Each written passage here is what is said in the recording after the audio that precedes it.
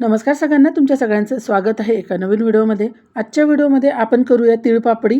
त्यासाठी बघा मी इथे 1 वाटी तीळ आणि 1 वाटी गूळ घेतलेला आहे। आता हे तीळ आपल्याला भाजून घ्यायचे आहेत। हे तीळ मी आता चांगले मंद आचेवर भाजून घेते। तीळ व्यवस्थित भाजून घ्यायचेत। हे तीळ आपल्याला मंद आचेवरच भाजायचे, हाय फ्लेमवर हे तीळ भाजायचे नाहीयेत।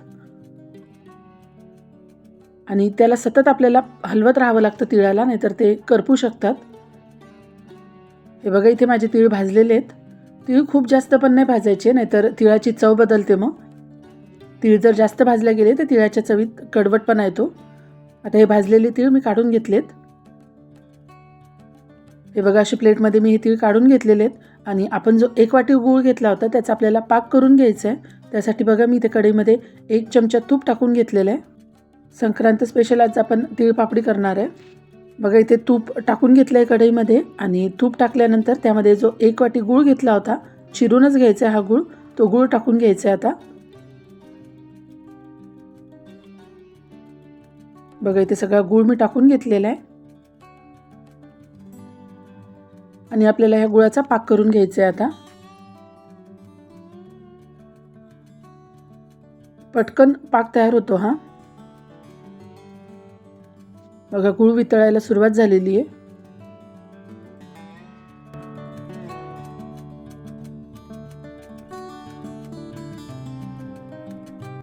गुळाचा पाक आता जवळजवळ तयार होत आलेला दिसतोय बघा।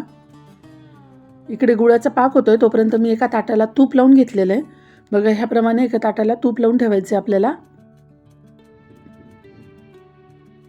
आणि इकडे पाक पण झालेला दिसतोय।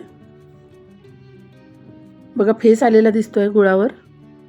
त्यानंतर आपल्याला लगेच त्यामध्ये आपण जे तीळ भाजून घेतले होते, अख्खेच तीळ आपण इथे ठेवलेले आहेत, ते टाकून घ्यायचे त्याच्यामध्ये। आणि तीळ टाकल्यानंतर पण परत याला गुळामध्ये 1 मिनिटभर परत परतून घ्यायचे। पाक व्यवस्थित झाल्यानंतरच आपल्याला त्याच्यामध्ये तीळ टाकून घ्यायचे। जर आपण पाक होण्याआधीच त्यामध्ये तीळ टाकले तर ती तीळ पापडी अगदीच मऊ होते, किंवा आपण खूप जास्त पाक होऊ दिला तर ती खूप कडक होते। त्यामुळे गुळाला पाकाला फेस आला की लगेच आपल्याला त्याच्यामध्ये तीळ टाकून घ्यायचे आहेत। आणि बघा मी पाकामध्ये तीळ टाकून घेतल्यानंतर पण 1 मिनिटभर याला चांगलं असं परतून घेतलेलं आहे। आणि आता आपण ज्या ताटाला तूप लावून घेतलेलं आहे त्या ताटामध्ये हे मिश्रण ओतून घ्यायचं आहे। ह्याच मिश्रणाचे अख्खे तिळाचे लाडू पण खूप छान होतात। याचे छान आता लाडू बांधून घ्यायचे। हे लाडू पण खूप पटकन बांधले जातात, फक्त गरम गरम असताना आपल्याला ते लाडू बांधून घ्यावे लागतात। बघा हे मिश्रण मी आता सगळं ह्या प्लेटमध्ये पसरवून घेते।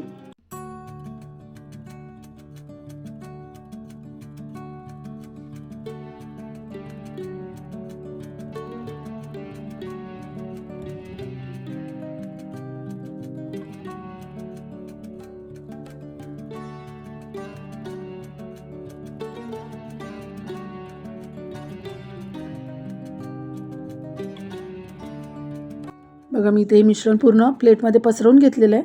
आणि खाली आपण तूप लावून घेतलेलं असतं, त्याच्यामुळे ही पापडी खाली चिटकत नाही, अगदी सहज निघते ती। बघा इथे मी उलथण्याच्या सहाय्याने पूर्ण पसरवून घेतलेलं आहे। आता हे मिश्रण आपण 5-1 मिनिटं सेट होऊ देऊ।